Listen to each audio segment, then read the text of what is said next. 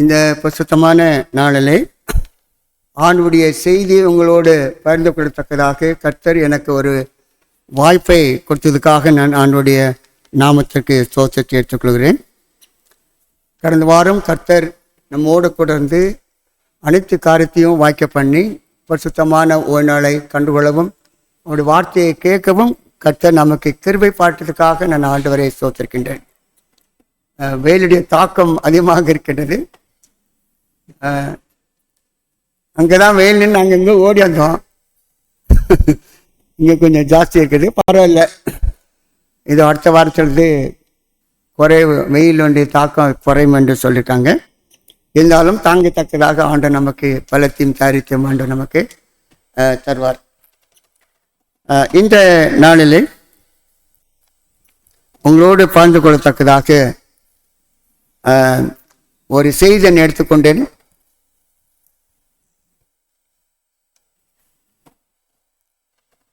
நானே வாசல் என்ற செய்தியை ஜெபத்தோடு இதை தியானிக்க வேண்டும் என்று நான் தெரிந்து கொண்டேன்.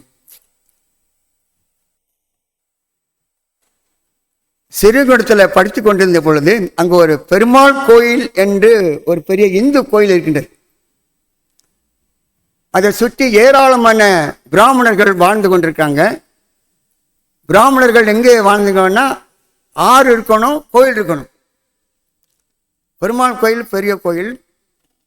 நாங்கள் கல்லூரிக்கு போகும்போது அந்த கோயிலை தாண்டி தான் நாங்கள் கல்லூரிக்கு போவோம், நடந்து சொல்லுவோம். அப்பொழுது வருஷத்துக்கு ஒரு தடவை ஒரு விழா கொண்டாடுவாங்க. சொர்க்க வாசல் திறப்பு. சொர்க்க வாசல் திறப்பு என்று ஒரு நாளை நியமித்து அதற்கென்று அவங்கெல்லாம் ஆயத்தமாகி அந்த தினத்தில் அந்த சொர்க்க வாசல் திறக்கப்படும். அவங்களுடைய நம்பிக்கை என்னன்னா, அந்த சொர்க்க வாசத்தில் போயிடுச்சுன்னா எங்கே போன மாதிரி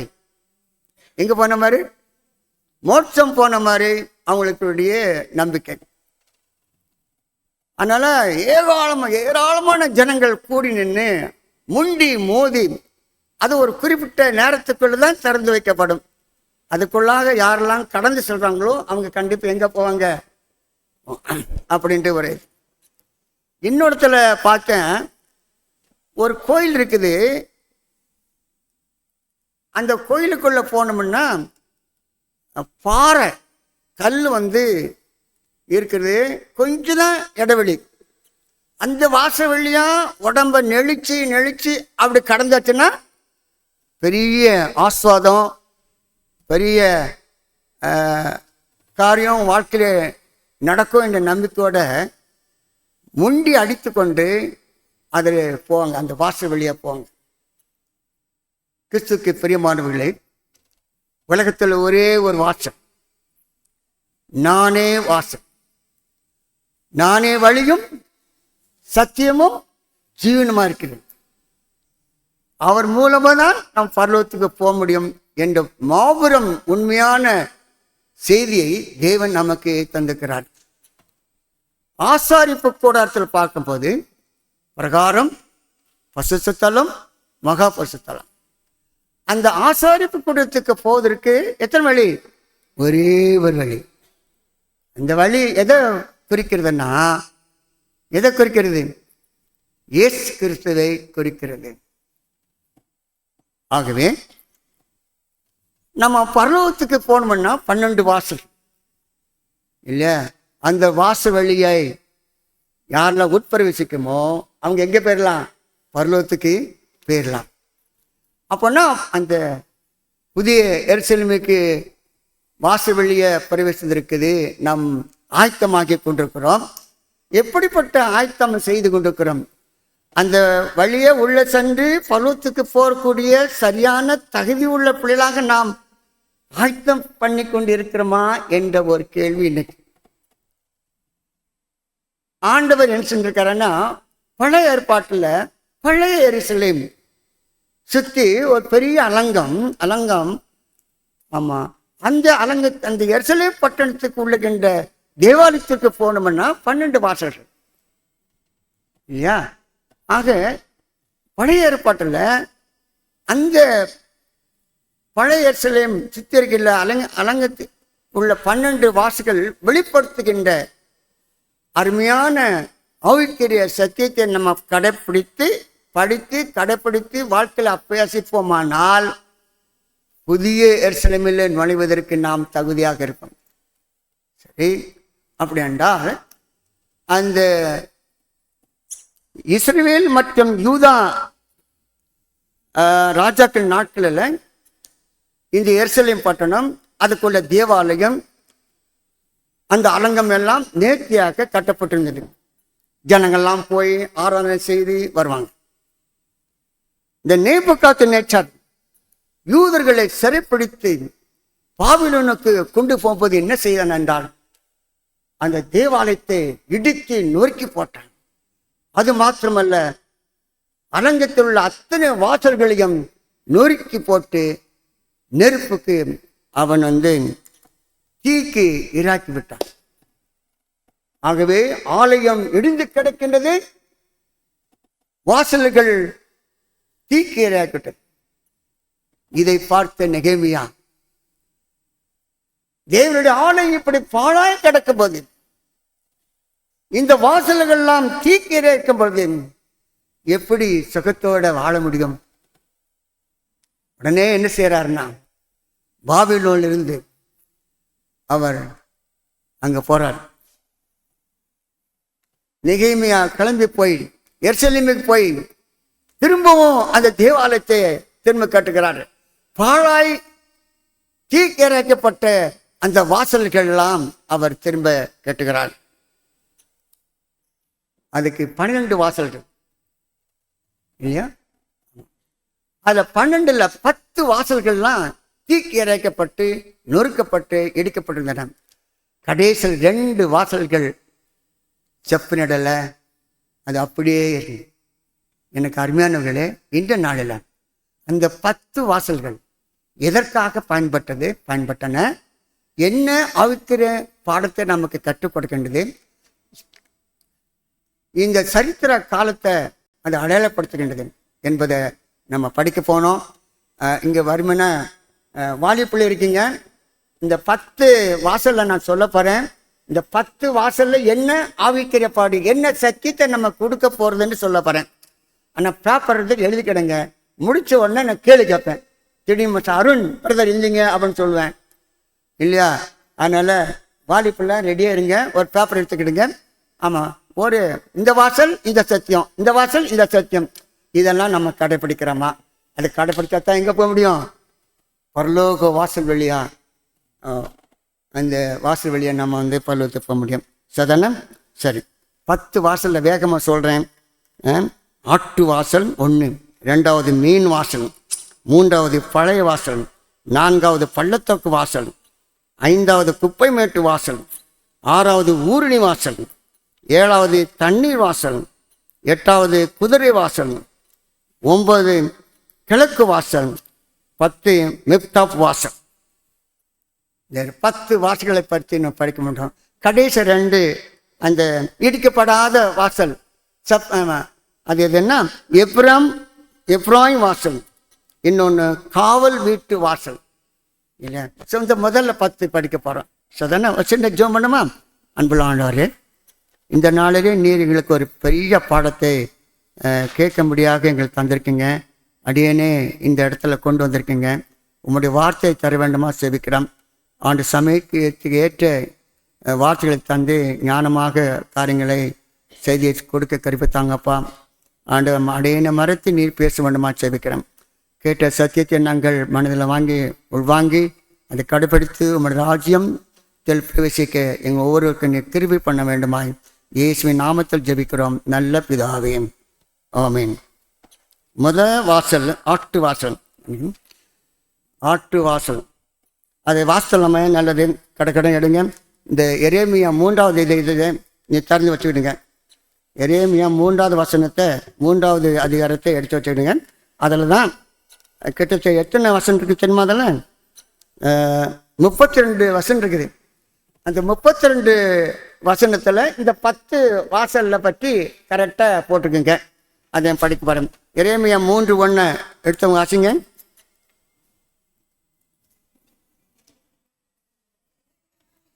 சாரி நெகேமியா 3:1. சாரி நெகேமியா 3:1.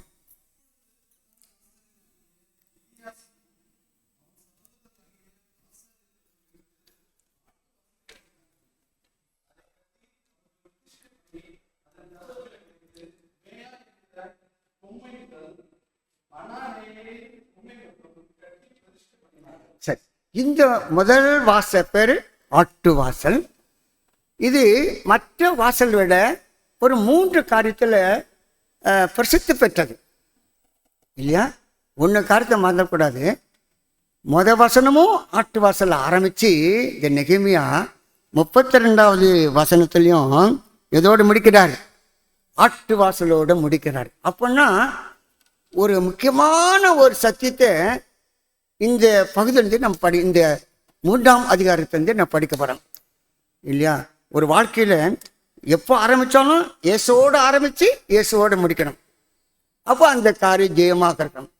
ஆனால் நெகேமியா இந்த 10 வாசலை கட்டும்போது, ஆண்டவரே இதை நான் கட்டி முடிக்கணும், எனக்கு ஆட்கள் வேணும், எனக்கு பொருள் வேணும், உம்முடைய ஆலயத்தில் அநேகர் வரணும், ஆராதனை நடக்கணும், பலியிடப்பட வேண்டும், பாவரிக்கை நடக்கணும் அப்படின்னு ஒரு வாஞ்சியோட அந்த வாசலை கட்டும்போது அவர் என்ன செய்யறது தெரியுமா? அதை பசுத்தப்படுத்தி அதை பிரதிஷ்டை பண்றார். காரியம் பிரதிஷ்டை பண்றார். ஒரு வீடு கட்டும்போது முதல்ல நம்ம ஜெபத்தோடு ஆரம்பிக்கிறோம். எல்லாம் கட்டுறோம், நல்லா கட்டி முடிக்க விட வேண்டும், எந்த குறைபாடு இருக்கப்படாது. எந்த தொழில் செய்தாலும் என்ன செய்தாலும் வாழ்க்கையில நாம் ஜெபித்து ஆண்டவரை நாமத்தை தேடி நாம் ஜெபித்து இந்த ஆட்டு வாசலை அவர் பசுத்தப்படுத்தி அதை பிரசித்த பண்ணி அவர் இந்த வேலையை அவர் ஆரம்பிக்கிறார் இல்லையா? ஆமாம். இன்னொரு வித்தியாசம் என்ன தெரியுமா? இந்த ஒரு வாசலுக்கு தான், இந்த ஆட்டு வாசல் தான் என்ன கிடையாது, பூட்டும் சாவியும் கிடையாது, பூட்டும் தாழ்பாலும் கிடையாது. மற்ற 9 வாசல்களுக்கு கட்டி முடிச்ச உடனே என்ன போட்டாங்க? கதவு போட்டாங்க, பூட்டு போட்டாங்க. அந்த ஆட்டு வாசலுக்கு பூட்டு போடலை. ஏன்னா இந்த ஆட்டு வாசல் யாரை குறிக்கிறது என்றால் ஆண்டவராகிய இயேசு கிறிஸ்துவை குறிக்கிறது. ஆண்டவராகிய இயேசு கிறிஸ்துவை குறிக்கிறது. சிலுவையிலே அவர் அறையும் பொழுது அவர் 2 கைகளையும் ஆணி அறியப்பட்டு நம்மை அழைக்கிறார். இயேசு நம்மை அழைக்கிறார். இப்பொழுதும் அழைத்து கொண்டிருக்கிறார். வாருங்கள், வருத்தப்பட்டு பாரும் சுமக்கிறீர்களே எல்லாரும் என்னிடத்தில் வாருங்கள், நான் உங்களுக்கு இளைப்பாறுதல் தருகிறேன் என்று ஆண்டவர் அழைத்து கொண்டு இந்த நிமிஷம் வரையிலும் கரைகளை நீட்டு அழைத்து. அந்த வாசலுக்கு பூட்டு இல்லை. எப்பொழுதும் வரலாம், யாரும் வரலாம். என்ன ஒரு வித்தியாசம் தெரியுமா? நீங்க மற்ற வாசலை படிக்க போறோம், எல்லாத்துக்கும் என்ன உண்டு? பூட்டு உண்டு, சாவி உண்டு. ஆனால் இந்த வாசல் கிடையாது. வித்தியாசம். ஆகவே இந்த வாசல் சரி, இந்த வாசல் என்ன செய்வாங்கன்னா, ஆடு எருசலேம் பட்டணத்தில் தேவாலயத்தில் பலியிடுவதற்கு இந்த வாசல் வழியாக தான் ஆடு மாடு புறாக்களம் போய் அவங்க பலியிடுவாங்க. அதுதான் இந்த வாசல், ஆட்டு வாசல் பேர். ஆடுகளை அழைத்து செல்வதுதான் ஆட்டு வாசல். இது எதை குறிக்கிறது என்று பார்க்கும்போது, ஆண்டவராகிய இயேசு கிறிஸ்து உங்களுக்காகவும் எனக்காகவும் அவர் ரத்தம் சிந்தி நமக்கு ரட்சிப்பை கொடுக்கத்தக்கதாக இந்த உலகத்துக்கு வந்தார் என்பதை இந்த ஆட்டு வாசல் குறிக்கிறது. அவர் ஜீவ பலியாக தம்மை ஒப்பு கொடுத்தார் என்று இந்த ஆட்டு வாசல் நமக்கு கொடுக்கின்றது. அது யோவான் 1:29 வாசிக்கிறோம். யோவான் 1:20, இதோ உலகத்தின் பாவத்தை சுமந்து தீர்க்கிற தெய்வ ஆட்டுக்குட்டி. யோவான் ஸ்நானன் சொல்றாரு இல்லையா, உலகத்தின் பாவத்தை தீர்க்க ஒரே ஒரு நபர் தான். உலகத்தில் எந்த தெய்வம் கிடையாது, ஒரே ஒரு நாமம் மாத்திரம் இந்த உலகத்தில் கட்டளையிடப்பட்டிருக்கின்றது என்றால் அது இயேசுவின் நாமம். இன்னைக்கு உலகத்தில் எத்தனோ ஜனங்கள் எப்படியோ எங்கெங்கயோ தேடி பாவ நிவாரணத்துக்காக அலையிறாங்க, போறாங்க, வராங்க, செலவு பண்றாங்க. ஆனால் உங்களுக்கு எனக்கு ஆண்டவர் ஒரு சரியான வழியை, யார் மூலம் நமக்கு ரட்சிப்பு, யார் மூலமா நமக்கு மீட்பு, யார் மூலமாக பாவம் சுத்திகரிக்கப்படுது என்பதை உங்களுக்கும் எனக்கும் ஆண்டவர் தெளிவுபடுத்துகிற கர்த்தருடைய நாமத்துக்கு தோத்திரம் இல்லையா? அது உலகத்தின் பாவத்தை அந்த மன்னிப்பின் நிச்சயம் இவர்தான் பாவத்தை மன்னிக்கும் ரத்தத்தை சிந்தி நம்மை கிரயமாக பெற்றுக்கொண்டார். ஆகவே ரட்சிப்பை பெற்றுக்கொள்ள வேண்டும் என்றால் ஆட்டு வாசலை 1 பேதுரு 1:19 பார்க்கிறோம். ரத்தத்தினாலே மீட்பு என்று நம்ம பார்க்கிறோம். சரிதானா? சரி, இப்போ இயேசுவை ஏற்றுக்கொண்டாச்சு. பாவங்கள் இயேசுவை தான் மன்னிப்பு ஏற்றுக்கொண்டு இயேசு மூலமாக தான் நமக்கு மன்னிப்பு உண்டு என்று நமக்கு ஒரு நிச்சயம் வந்துகின்றது. ஆக இப்போ கிறிஸ்தவ வாழ்க்கை நம்ம அவருடைய வழியின்படி நம்ம நடக்க ஆரம்பிச்சிட்டோம். 2வது என்ன வாசல் அப்படின்னா நெகேமியா 3வது அதிகாரம் 3வது வசனம்.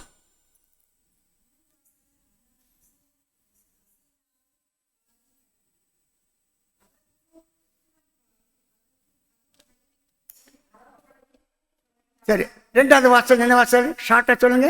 மீன் வாசல். மீன் வாசல் மத்திய கடலில் இருந்தும் கலிலியா நாட்டில் இருந்தும் மீனவர்கள் மீன்களை பிடித்து கொண்டு இந்த எருசலேம் பட்டணத்துக்கு இந்த மீன் வாசல் வழியாக உள்ள போய் என்ன செய்வாங்க? மீன்களை விற்று வியாபாரம் பண்ணுவார்கள். அதுதான் அதுக்கு என்ன பேரு? மீன் வாசல் என்று பேர் இல்லையா? இந்த மீன் வாசல் எதை குறிக்கிறது என்றால், இயேசு கிறிஸ்து போய்கொண்டிருக்கும் போது சீசர்கள் மீன் பிடித்துக் கொண்டிருந்தாங்க. அவங்களை பார்த்து என்ன சொன்னார்? நீங்கள் என்னை பின்தொடருங்கள், நான் உங்களை மனிதர்களை பிடித்திருக்கிறவனாக ஆக்குவேன். இனி நீங்கள் மீன் பிடிக்கப் போவதில்லை, மனிதர்களை நீங்கள் பிடிக்க வேண்டும் அப்படி என்று சொல்றார். சுவிசேஷம் மீன் மாசம் எதை சுட்டி காமிக்கின்றது? சுவிசேஷத்தை சுட்டி. ஊழியம், ஆண்டவருடைய பணியை செய்ய வேண்டும். இயேசுவை சொந்த ரட்சகராக கழுவப்பட்டு ஏற்றுக்கொண்ட பிள்ளைகள், ரட்சிப்புக்குள் திட்டத்துக்குள் வந்த பிள்ளைகள் அடுத்தபடியாக செய்ய வேண்டிய வேலை என்னென்றால் ஆண்டவருடைய திருப்பணியை செய்ய வேண்டும். கிறிஸ்துவின் அன்பு என்னை நெருங்கி ஏவுகிறது. இயேசுவை ஏற்றுக்கொண்ட பிள்ளைகள் சும்மா இருக்க மாட்டாங்க. எப்படியாவது வழியில இயேசுவை பற்றி மற்றத்துல சொல்ல ஆரம்பிப்பாங்க. சுவிசேஷ பணியை செய்ய வேண்டும். அதான் ஆமா, சுவிசேஷ பணி செய்வதற்கு ஆண்டவர் சொல்றாரு, என் பின்னே வாருங்கள். நம்முடைய ஊழியம் நல்லா நடக்கணும். நம்ம சொல்லுகின்ற வார்த்தையை மக்கள் கேட்கணும், ஆர்வமா கேட்கணும். பசுத்த ஆவியன் அவர் உள்ளத்துல பேசணும். அப்படின்னா எனக்கு படிப்பு வேணும், எனக்கு பதவி வேணும், எனக்கு நல்ல பேச்சுத்தரம் வரணும், நல்ல தமிழ் தெரியணும். அப்படி இல்லை. ஆண்டவர் எப்படி சொல்றாரு? என் பின்னே, என் பின்னவா. நீ என்ன தேடணும்? உன் படிப்போ உன்னுடைய பதிவோ அதில்லை. நீ என்ன தேடணும்? படிக்காம கூட இருக்கலாம். அவங்க கூட இங்க வேலைங்க செய்ய முடியும். உன் அண்மையான சாட்சி. என் சபையில் ஒருத்தங்க படிக்க தெரியாது, 3 காரியம் செய்வாங்க. 3 காரியத்தில் ஊழியம் செய்து ஆத்மா கூட்டு வந்துடுறாங்க. 1 சாட்சி சொல்லுவாங்க, நான் இந்த ஏசப்பாவை ஏற்றுக்கொண்டேன், என் வாழ்க்கையில் இந்த மாற்றமெல்லாம் கிடைச்சது. 1. 2வது, எனக்கு கிடைக்கின்ற தசோபாகத்தை 10 ரூபாய்க்கு எனக்கு கரெக்டாக கொடுப்பேன், ஆண்டவனை ஆசிரியர். 2வது. 3வது, ஊக்கமாக ஜெபம். அந்த தமிழ் சரியா இருக்காது, அவங்க தமிழ் சரியா இருக்காது, ஆனால் ஊக்கமாக கண்ணீரோடு ஜெபம் பண்ணாங்க. இந்த 3 காரியம் செய்து அதை கேட்டு கடைப்பிடிச்சு ஆசுவத்தை உடந்த பிள்ளைகள் ஆலயத்துக்கு வந்துடுவாங்க. என் அன்பான தெய்வ பிள்ளைகளை ஆண்டு சொல்ல, என் பின்னே வாப்பா. உன் ஊழியம் சக்சஸா இருக்கணுமா, நல்லா இருக்கணுமா, என் பின்னே வா. என் அன்பான பிள்ளைகளை கற்றுவேன்.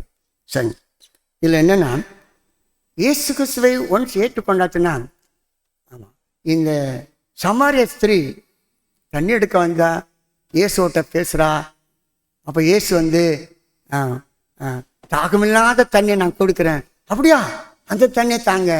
அப்படின்னா உனக்கு எத்தனை புருஷன் இருக்கிறாங்க? கரெக்டாக சொல்ற வாழ்க்கை குறித்து பிட்டு பிட்டு வைக்கிறார் ஏசப்பா. ஐயோ, இவர் கிறிஸ்து என்று நினைச்ச உடனே அவன் செத்த காரியம் கொடுத்து அந்த இடத்தில் வைத்து விட்டு ஒட்டமா ஓடுற. இயேசுவை பார்த்த உடனே, இயேசுவை ருசி பார்த்த உடனே உள்ளத்துல அவரை பற்றி மற்றவர்களுக்கு சொல்ல வேண்டும் என்று ஓட்டமா ஓடுற. கிராமத்தில் போய் சொன்னான். அநேகரை கூட்டி கொண்டு வந்தார். என் அன்பான தேவ பிள்ளைகளை, இயேசுவை ஏற்றுக்கொண்ட நீங்களும் நானும் செய்ய வேண்டிய முதல் வேலை அவருடைய திருப்பணியை நம்ம செய்யணும். கல்லறை தோட்டத்திலே அலைஞ்ச அந்த அசுத்தாவை பிடிச்ச அந்த வாலிபன், கட்டுக்கடங்காதவன், இயேசுவை பார்த்த உடனே தேவகுமாரன் என்று நினைத்து அவருடைய பாதத்திலே அமர்ந்த போது அவனுடைய இருந்த ஆயிரக்கணக்கான அசுத்தாவிகளை நீக்கப்பட்டு நல்ல வாலிபனாக மாறி நல்ல வஸ்திரத்தை உடுத்தி உட்கார்ந்து இருக்கும்போது, ஏசப்பா சுகத்தை கொடுத்தீங்க, உன் கூடவே இருக்கணும் அப்படின்னு கேட்டுக்கொண்டான். ஆண்டு சொன்னாரு, நீ ஏன் கூட இருக்கக்கூடாது? உடனே போய் உனக்கு நடந்த அதிசயத்தை உன்னுடைய உற்றார் இடத்திலும் உன் வீட்டு இடத்துல போய் சொல்லு. இந்த சொந்தக்கார சொல்ல முதல்ல தெக்க போலிய முழுதும் போய் சொல்லி கணக்கான மக்கள் ஆண்டவரை தொழுது கொள்ளத்தக்கதை வந்தார்கள். அன்பான தேவ பிள்ளைகளே, ஏசையா பக்தன் சொல்றேன், நான் அசுத்த உதவிட உள்ளவன். அந்த நெருப்பு தடல் வாயில பட்டவனே பாவம் நீங்கப்பட்டு இயேசுவை முற்றிலுமாக ஒப்பு கொடுத்து அந்த ஏசையை தீர்க்க தேசி ஆண்ட சொல்றாரு, யார் நிமித்தம் யாரு போவா? இதோ நான் அடியேன் இருக்கிறேன். ஒட்டென்ன இன்னைக்கு நம்முடைய ஊழியம் எப்படி நடக்குது? அந்த சத்தியத்தை நம்மோடு வச்சுட்டு இருக்கோமா? எந்த வழியில? எங்களுக்கு ஒரு சின்ன வாய்ப்பு கிடைச்சிருக்கீங்க. இப்போ கிராமத்துக்குள்ள எப்படி போனோம்? சும்மா போய் வீட்டில் போய் ஏசப்பா சொன்ன யாரும் ஏற்றுக்கொள்வாங்க? உடனே டியூஷன், மாலை நேர டியூஷன், இலவச டியூஷன். 30 பசங்க வராங்க இந்த கிராமத்தில். அவனுக்கு முதல்ல ஏசப்பை பற்றி ஒரு பாட்டு, சின்ன கதை, ஒரு ஜபம், அதுக்கப்புறம் தான் மற்ற பாடம் கற்றுக்கிடும். இந்த 30 பசங்க வீட்டுக்கு நம்ம அந்த டீச்சர், அட்வான்டேஜ் டீச்சர் போகிறாங்க. பையன் நல்லா படிக்கிறானா, நல்லா இருக்கிறானா, சாப்பிட்றானா? அம்மா உங்ககிட்ட வந்து பாருங்க, நல்லா படிக்கிறாம்மா, ஸ்கூலில் நல்லா படிக்கிறான், நல்லா மார்க் வாங்குறான், சாப்பிடும் போது ஜோம் பண்ணுறான், ஏசப்பா ஏசப்பாங்கிறான். அப்படி பழக்கம். ஒரு வீட்டில் ஏதாவது கூடி கணவன் குடிகாரன் கஷ்டம் இருந்தால் அவங்க ஜோம் பண்ணுறது. ஸோ இப்படி அந்த கிராமத்தில் 30 வீடு, அப்படி 5 டியூஷன், அப்படி பார்த்து 5 கிராமத்தில் உள்ள நுழையக்கூடிய வாய்ப்பு நமக்கு கிடைக்குது. அப்படி ஆரம்பித்து தான் அந்த சாத்தனூரில் ஒரு ஞானசரை எடுத்து அங்கே திருச்சபை கட்டப்பட்டு அங்கே திருச்சபை நடக்குது. இப்போ நான் வர்றதுக்கு முன்னால் 2 நாளைக்கு முன்னால் தான் கொல்லாங்குள ஊரில் திருச்சபை கட்டப்பட்டு அங்கே கிட்டத்தட்ட 6 பேர் ரெடியாக இருக்கிறாங்க. பாஸ்டர் நீங்கள் வந்து ஞானசம் கொடுங்க. அதுக்கு முன்னதாக ஆண்டவர் அந்த ஒரு நிலத்தை வாங்கி அந்த டியூஷன், அந்த கேபி ட்ரஸ்ட் மூலமாக கட்டடமும் கட்டியாச்சு. நீங்கள் வந்து எங்களுக்கு ஞானசம் கொடுங்கப்பா. வாய்ப்பு எங்கே கிடைக்குதான்? ஒரு சின்ன சிரிப்பின் மூலமாக, கொஞ்சம் சாப்பாடு கொடுக்க மூலமாக, சிறு சிறு உதவிகள் செய்த மூலமாக, ஊழியத்துக்குன்னு கூட்டம் நடத்துவதற்கு பணம் கொடுப்பது மூலமாக எப்படியாவது சத்தியங்கள் சொல்லப்பட வேண்டும் என்று பார்க்கணும். நாம இது வந்து 2வது. 3வது, இயேசுவை ஏற்றுக்கொண்ட நாம் ஊழியத்தில் மும்முரமாக போய்கின்ற நமக்கு என்னவா சொல்றேன்? நெகேமியா 3:6 போதுமா டைம்? பழைய வாசல், ஆட்டு வாசல், மீன் வாசல், பழைய வாசல். இந்த பழைய வாசல் என்ன செய்வாங்கன்னா, அந்த குடும்பத்தில் ஏதாவது பிரச்சனை இருந்தால் தீர்த்து அதுக்கு வந்து தீர்வு காண முடியாது பெரியோர்கள்லாம் முதியோர்கள்லாம் அந்த வாசல் உட்கார்ந்துருப்பாங்க. தேசத்தில் பிரச்சனை இருந்தால் தீர்வு காணுவதற்கு, குடும்பங்களில் பிரச்சனை தீர்வு காணுவதற்கு பெரியோர்கள்லாம் அவங்க உட்கார்ந்துருப்பாங்க. அவங்க வந்து உட்கார்ந்து பேசி தீர்வுகளை காண்பாங்க. அது மாத்திரமல்ல, அங்கே வந்து அடைக்கல பட்டணது அதுக்கு உள்ளே வந்தா தப்பிச்சுக்கலாம். எவனாவது ஒரு குற்றம் செஞ்சுட்டான், அந்த குற்றத்தில் அவன் உயிர் தப்பியதுக்காக வட்டமாக ஓடி அந்த அடைக்கல பட்டணத்துக்கு வர்றதுக்கு முன்பதாக இந்த முதியோர் பெரியோர்கிட்ட போய் காரியத்தில் எடுத்து சொன்ன பிறகுதான் அந்த அடைக்கல பட்டணத்துக்கு உள்ளே போக முடியும். அப்படி அது ஒரு வாசல். இன்னும் வேதத்தில் ரூத் 4:11 போவாசு ரூத்தை திருமணம் பண்ணது இந்த பழைய வாசல் தான் அவங்களுக்கு திருமணம் நடந்திருக்குது. ரூத் 4:11 நம்ம வாசிக்கிறோம் இல்லையா? சுவிசேஷம் என்று பாரு. இது இன்னொன்று பழைய வாசல் அப்படின்னா ஒரு காரியத்தன்மை அறிந்து கொள்ளணும். அடிப்படையான சத்தியம். எப்படி? அடிப்படையான சத்தியத்தை விட்டு வெல்லக்கூடாது அப்படின்ட்டு நாம் இங்கே பார்க்கணும். அடிப்படையான சத்தியம். எரேமியா 6:16 வாசிங்க. எரேமியா 6:16.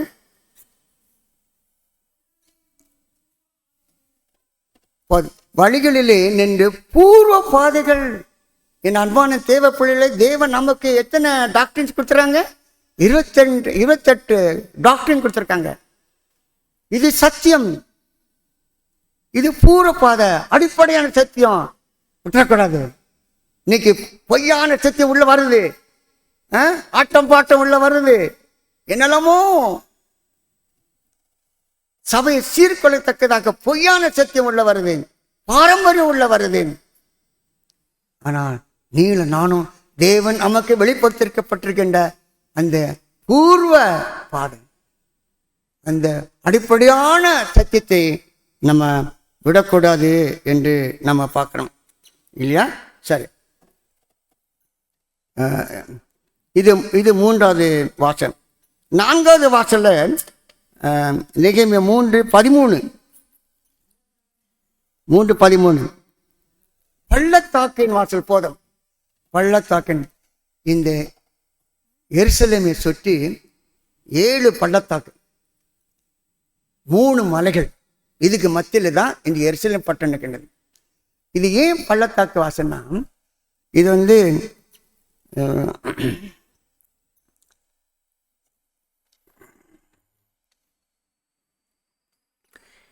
ஈனோம் இந்த பள்ளத்தாக்கு போகிற வழியில் இந்த வாசல் இருப்பதனால அதுக்கு பள்ளத்தாக்கு வாசல் என்று சொல்லப்பட்டிருக்கிறது. ஆமாம், சரி. இதில் அவிக்கிற பாடம் என்னன்னா, கிறிஸ்துவை ஏற்றுக்கொண்டு நல்ல ஊழியம் செய்து அடிப்படையான சத்தியத்தை கடைப்பிடித்து வாழ்ந்து கொண்டிருந்த நமக்கு வாழ்க்கையில் இது ஒரு பூ போட்ட பாதை என்று நினைக்கக்கூடாது.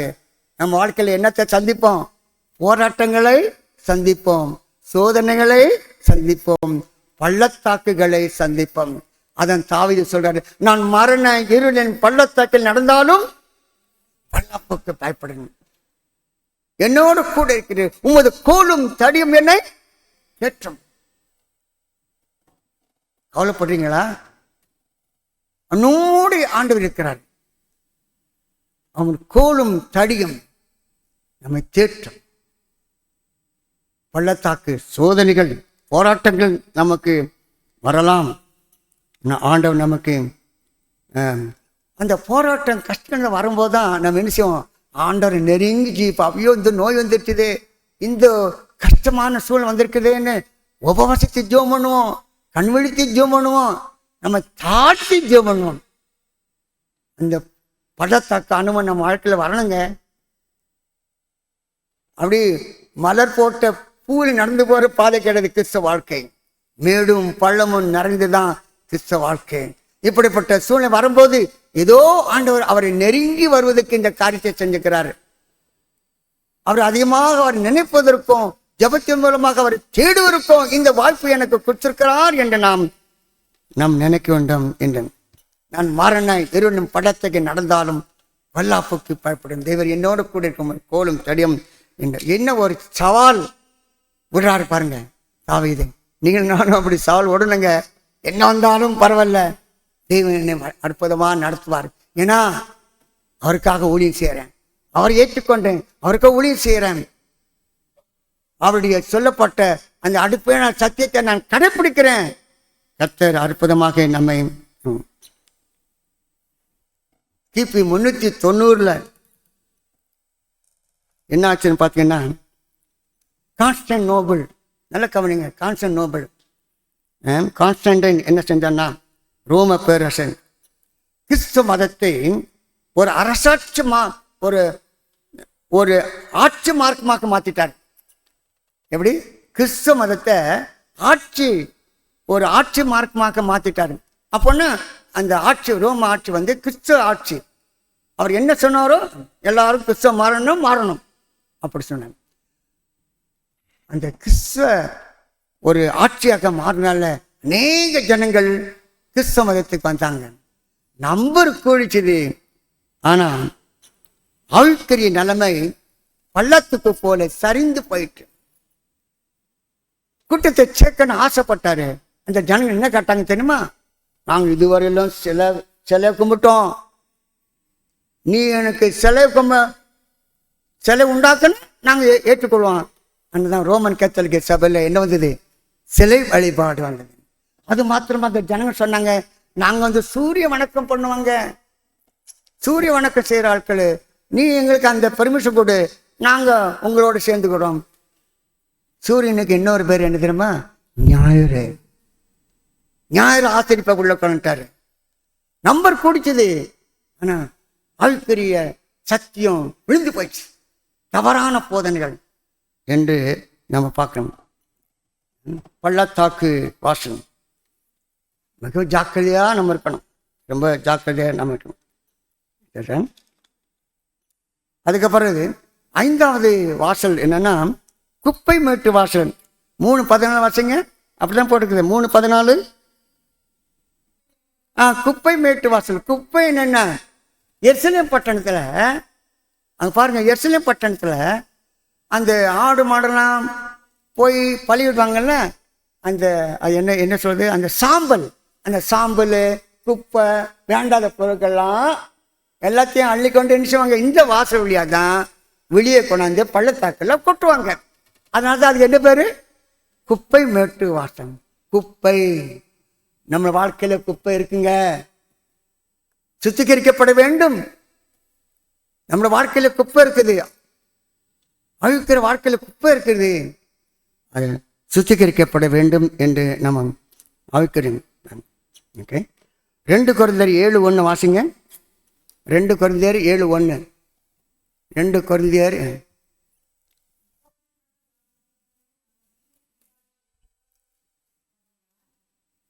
மாம்சத்திலும் ஆவியிலும் உண்டான எல்லா அசூசியும் நீங்க நம்மை சுத்திகரித்து கொண்டு பரிசுத்தமாக்குதலை தெய்வ பயத்தோட பூர்ணப்படுத்தும். ஓகே. சுத்திகரிக்கப்பட வேண்டும். அப்படின்னா இன்னைக்கு பார்க்கணும், இன்னைக்கு திருச்சபையில் அசூசி உள்ள வந்துடுச்சுது, குப்பல் உள்ள வந்துடுச்சுது, வேண்டாத சத்தியங்கள், பொய்யான சத்தியங்கள்லாம் உள்ள வந்துடுச்சுது இல்லையா? ஆட்டம் பாட்டம் மியூசிக் ஒரு பக்கம், ஞானஸ்தானம் மாறி போச்சு. முழுக்க ஞானச பதல என்ன நடக்குது? தெளித்தல் ஞானஸ்தானம் நடக்குது. ராபோஜனம், ஒருத்தர் காலை ஒருத்தர் கழுவணும். இயேசு கிறிஸ்து நமக்கு முன்மாதிரி வைத்து போனார். அதெல்லாம் மாற்றிட்டாங்க. தேவையில்லை. தவறான பதவிகள். 10 கற்பனை, 2வது கற்பனை சில வணக்கம் இருக்கக்கூடாது, அதை எடுத்து போட்டுட்டு 10வது கற்பனை 2 ஆக்கி என்ன செஞ்சாங்க? 10 கற்பனை ஆக்கிட்டாங்க. தேவன் கொடுத்த கற்பனை மனிதன் மாற்றிட்டான். வேதத்தை ஒன்றும் கூட்டவும் கூடாது, குறைக்கவும் கூடாது. ஆனா அப்படிலாம் மாற்றிட்டான். தவறான போதனைகள் வருது. செத்த உடனே எல்லாரும் எங்க போறாங்க? பரலோக போறாங்க. யாரு மடியில் இருக்காங்க? யாருடைய மடியில் இருக்குன்னு பேசுறாங்க? ஆண்டோடைய மடியில் இருக்கிறாரு. தெளிவா சொல்லுது. தெளிவா கல்லறையிலே தூங்கிக் கொண்டிருக்கிறார்கள். ஆண்டு கிறிஸ்து வரும்போது என்ன செய்வாங்க? உயிரோட எழும்பார்கள். நான் நினைப்பேன், இந்த சர்ச்சுக்கெல்லாம் பெரிய பெரிய காரெல்லாம் போய் நிற்குது, பெரிய பெரிய அதிகாரம்லாம் பாருங்க. இவர் பாண்டிச்சேரி கலெக்டர் வச்சிருக்கிறாரு, நான் அவர் பார்ப்பேன். அவர் சிஎஸ்ஐ சேர்ந்தவர். அவரெல்லாம் போய் அங்கே போறாங்க. இந்த சத்தியம் தெரியலையே. செத்த உடனே அது கத்தோலிக்கம் ஃபாதர் சரி, சீசன் ஃபாதர் பண்ண அந்த பரிசை தொட்டு இன்றைக்கு இவர் இப்பொழுது எங்க போட்டாரு? பரலோகத்துல தேவனுடைய மடியில இருக்கிறாரு. அப்படியே சொல்லப்பட்டிருக்குது? இல்லை, அப்படி சொல்லப்படலை. இல்லை, ஆமா, கிறிஸ்துவோட அந்த அறையப்பட்ட 2 கல்லன் இல்லையா? இன்றைக்கு நான் சொல்றப்பா, நீ பரலோகத்தில் வந்து நீ காண்பாய். மற்றவங்க என்ன சொல்றாங்க? மற்ற சபையில் அதை எப்படி எடுத்துக்கிட்டாங்க? இன்றைக்கு என்னோட கூட பரதத்தில் காணப்படுவேன்னு மற்ற எடுத்துக்கிட்டாங்க. ஆமா, கிறிஸ்து மறிச்ச உடனே அங்க பரலோகத்தை போயிட்டாரு. இல்லை, 40 நாள் கழிச்சாங்க. இந்த சத்தியம் தெரியல. ஆனால் உங்களுக்கு எனக்கும் அந்த மெய்யான சத்தியத்தை தந்துக்கிற இதுதான் சரியான பாதை, இதுதான் சரியான சத்தியம். என்ன ஒரு பெரிய சாக்கியம் உங்களுக்கும் எனக்கும் நம்முடைய பிள்ளைகளுக்கும் கர்த்தரை கொடுக்கிறாங்க. கற்பனை மாறி போச்சு, கொள்கைகள் மாறி போச்சு. கிறிஸ்து மதம் மிகவும் மோசமாக போயிடுது. நேற்று ஒரு பாடம், ஒருத்தர் பல பாஷை உள்ள பல பாஷை சொல்லிட்டு பாட்டு பாடுறாரு. பல பாஷையில் ஒரு பாட்டு பாடுறாரு. அது பல பாஷை இருந்தால் தான் சபையான், ஆவியான் தான் சபையான். எவ்வளவு தவறான போதனைகள்லாம் இருக்குது. மிகவும் ஜாக்கிரதையாக நான் காணப்பட வேண்டும் பார்க்கணும். சரிதானே? சரி. அதுக்கப்புறம் 6வது 3:15 ஊரணி வாசல். ஊரணி என்ன? ஃபவுண்டன் கேட், நீர் ஊற்று வாசல் இல்லை, ஊரணி வாசல் நீட்டு அப்படின்ட்டு இங்கே போட்டப்பட்டிருக்குது. இது எதை சுட்டி காமிக்கிறது என்றால், யோவான் 7:38 வாசிங்க. யோவான் 7:38, வேத வாக்கியம் சொல்லுகிறபடி என்னிடத்தில் விசுவாசம் இருக்கிறவன் எவனோ அவன் உள்ளத்திலிருந்து ஜீவ தண்ணீருள்ள நதிகள் ஓடும். ஜீவ தண்ணீருள்ள நதிகள் ஓடும். ஆமா, அதில் 7:39 வாங்க தமிழ். யோவான் 7:39, தம்மை விசுவாசிக்கிறவன் அடைய போகிற ஆவிக்குரிய குறித்து இப்படி சொன்னார்.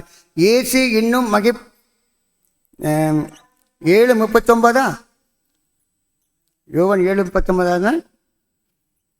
ஓகே, சரி. இந்த ஊற்று வாசல் அப்படின்ற ஆவிக்கிற அர்த்தத்தை என்ன கொடுக்கிறார்? பசுத்த ஆவியை குறிக்கிறது. பசுத்த ஆவியனை இல்லாமல் நாங்கள் எதுவுமே நம்ம செய்ய முடியாது. அவர் சத்தியத்தை குறித்தும் பாவத்தை குறித்தும் நீதியை குறித்தும் கண்டித்து உணர்த்துவார் என்று நம்ம பார்க்கிறோம். ஆக இந்த ஊரணி வாசல் பசுத்த ஆவியானவரை குறிக்கிறது என்று நம்ம ஒவ்வொரு நாளும் அவருடைய பசுத்த அவனுடைய ஆண்டவரே என்னை நடத்தும் என்று நாம் ஒப்பு கொடுத்து வாழ வேண்டும். கிபி 1500 கிபி 1600 வரைக்கும் இடப்பட்ட சபையில் அப்போதான் இந்த பசுத்த ஆவியினருடைய பற்றி அறிந்து கொண்டதுனாலே கிறிஸ்துவ மதத்தில் ஒரு பெரிய மறுமலர்ச்சி வந்தது. அந்த தேவனுடைய சத்தியம் மீண்டும் நிலைநிறுத்தப்பட்டது. அந்த சமயத்தில் தான் வேத புத்தகம் பிரிண்ட் ஆகி எல்லா மக்களுக்கும் கொடுக்கப்பட்டது என்று இங்கே பார்க்குறோம். சரி, 7வதாக நெகேமியா 3:26 என்ன வாசல் பாருங்க. 26 தண்ணீர் வாசல். என்ன வாசல்? தண்ணீர் வாசல். அப்படின்னா இந்த ஊற்று வாசல் பார்க்கும்போது கைகளை கழுவி சுத்தம் பண்ணி அந்த எர்சன் பட்டத்தில் ஒழுவி அந்த தேவாலயத்தில் அவங்க தொழுகை பண்ணுவாங்க. இந்த தண்ணீர் வாசல் அப்படின்னு பார்க்கும்போது இது எதை குறிக்கிறது என்று பார்த்தால்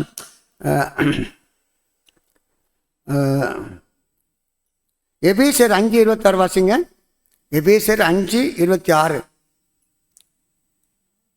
5:20 தாம் அதை திருவசனத்தை கொண்டு தண்ணீர் முழுக்கினால் சுத்திகரித்து பசுத்தமாக்க. அப்ப தண்ணீர் எதை குறிக்கிறது என்றால் வேத வசனத்தை குறிக்கிறது. வேத வசனத்தை குறிக்கிறது. சங்கீதம் 119:9 என்ன சொல்லுது? சங்கீதம் 119:9 என்ன சொல்லுது? வாலிபன் தன் வழியை எதனால் சுத்தம் பண்ணுவான்? உமது வசனத்தின்படி தன்னை காத்து கொள்ளுதுனால. நம்ம வீட்டில் வாலிய பிள்ளை இருக்காங்க. திருவசனம் அவனுக்கு மிகவும் தேவை. வீட்டில் வேத பாடம் படிக்க வேணும், குடும்பமாக படிக்க வேணும், பிள்ளைகள்லாம் ஜெபிக்க வேண்டும். திருவசனத்திலே நம்ம பிள்ளைகள் திருவசனத்தால் போதிக்கப்பட வேண்டும் என்று பார்க்கணும். அந்த சமயத்தில் பார்த்தீங்கன்னா அந்த திருவசனம் மறைந்து போன திருவசனமெல்லாம் திரும்ப புதுப்பிக்கப்பட்டன. ஒரு பெரிய மறுமலர்ச்சி வந்தது, ஒரு சீர்திருத்தம் வந்தது. அநேக சீர்திருத்தவாதிகள் தான் அந்த சமயத்தில் இந்த சத்தியத்தை எல்லாரும் கடைப்பிடிக்க வேண்டும் என்று சொன்னார்கள் இல்லையா? John Viking, John Huss, Martin Luther, John Calvin, John Wesley, Roger Williams, William Booth, William Miller, இப்படிப்பட்ட D L Moody, John Bunyan, Charles Spurgeon, William Carey, இப்படிப்பட்ட சீர்திருத்தவாதிகள்லாம் ஆண்டவர் எழுப்பி மீண்டும் சத்தியத்தை கடைப்பிடிக்கத்தக்கதாக, திருவசனத்தை போதிக்கத்தக்கதாக அந்த ஒரு பெரிய காரியத்தை நம்ம சொல்லுகின்றது என்று நம்ம பார்க்கணும். சத்தியத்தை அறிவர்கள் சத்தியம் உங்களை விடுதலையாக்கும். ஆக இந்த தண்ணீர் வாசல் வசனத்தை குறிக்கின்றது. 8வது வாசல் பார்க்குறோம், 3:28. குதிரை வாசல். இந்த குதிரை வாசலை தான் அரசர் குதிரைகளை படைகளுக்கு அழைத்து செல்வார். அந்த குதிரைகள்லாம் அங்கே கட்டப்பட்டிருக்கிறோம். குதிரைகள் என்னன்னா இன்னொரு நாட்டோட சேர்ந்து சண்டையிடுவதற்கு, போராடுவதற்கு, வெற்றி கொள்வதற்காக ஏற்படும். என் அன்பான தெய்வ பிள்ளைகளை, நாமும் நம்முடைய வாழ்க்கையிலே சாத்தான் கொண்டு வருகிற சோதனைகளை மேற்கொள்ளத்தக்கதாக அவருடைய பலத்தை நாம் தேட வேண்டும் என்று நம்ம பார்க்கிறோம். குதிரை வாசல் யுத்தத்திற்கு ஆயத்தப்படுது இல்லையா? எபேசியர் 6:12 வாசகம். எபேசியர் 6:12.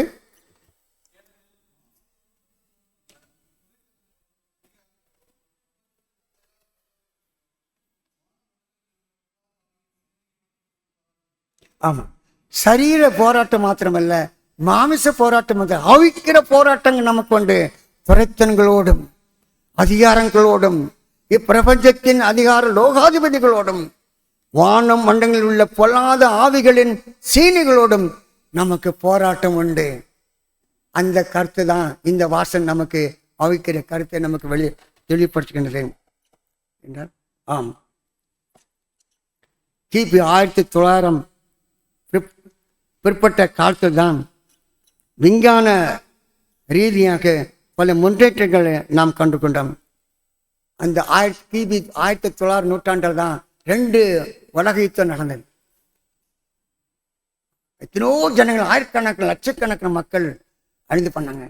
இப்பவும் நமக்கு போராட்டம் தான். அமெரிக்கா ஈரான் போராட்டம்.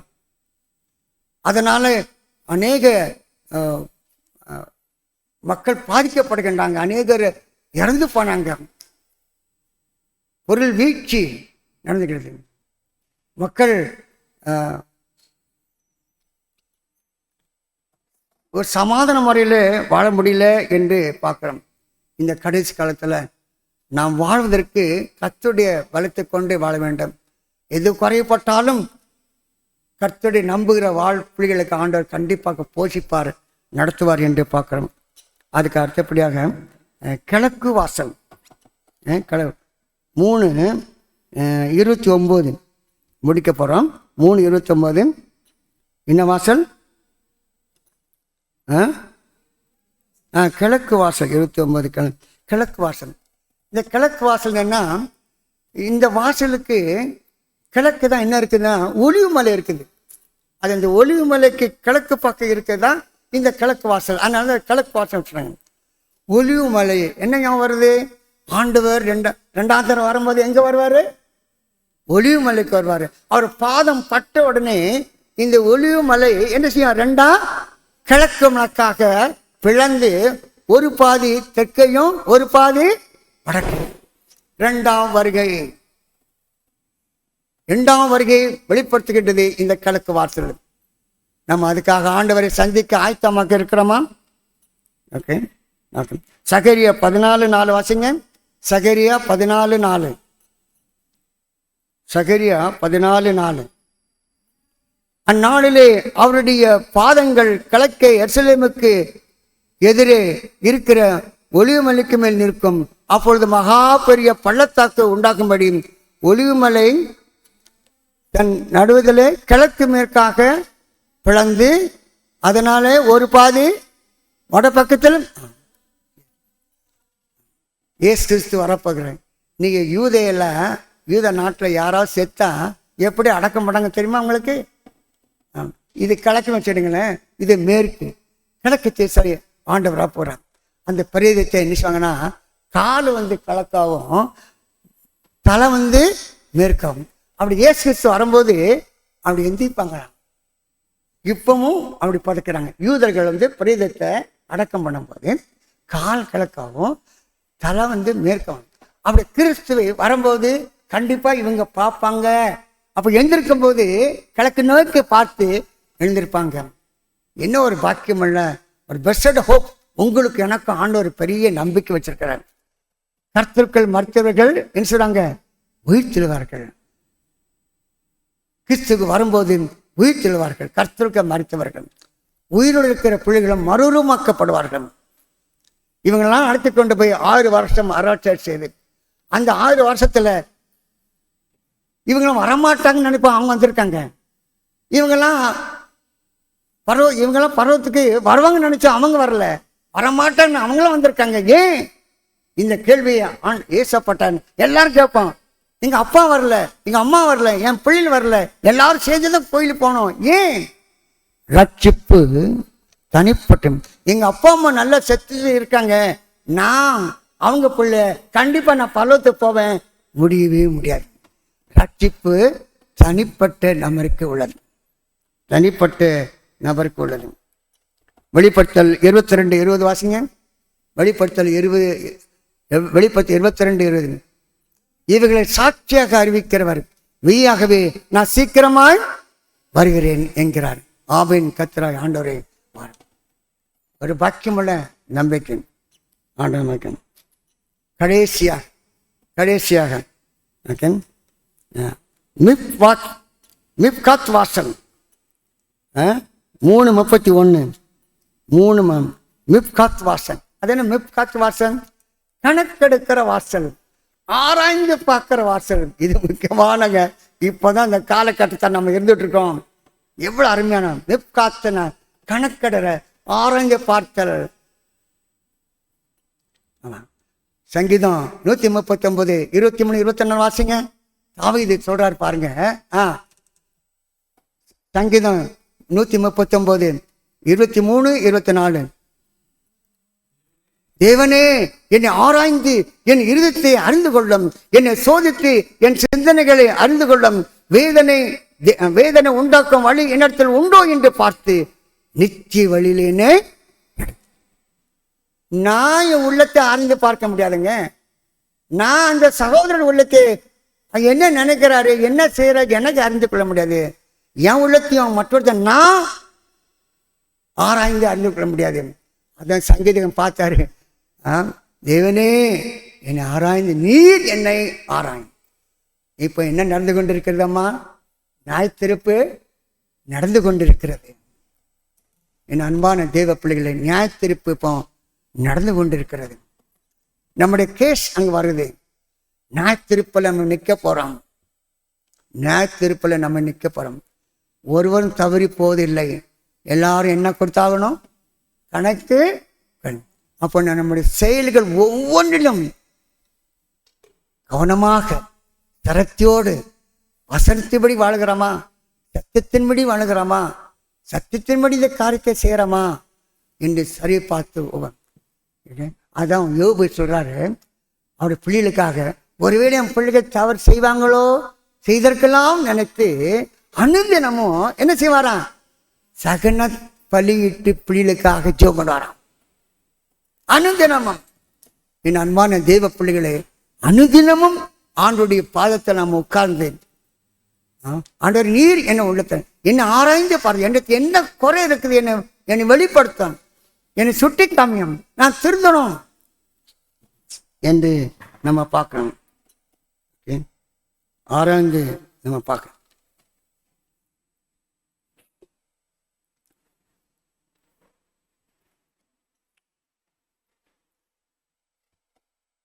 கிறிஸ்துவுக்கு வந்த பிள்ளைகள் கிறிஸ்துவ ஊழியத்தை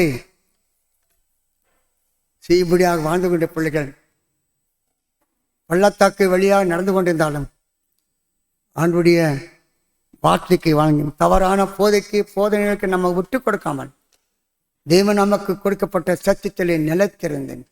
கடைசியிலும் இந்த இவ்வளவு நாட்டில் இந்த உலகத்தில் வாழ வேண்டுமா அந்த நாளெல்லாம் கர்த்தருக்கென்று நாம் ஒப்பு கொடுத்து வாழ்வமாக. அப்படிப்பட்ட இந்த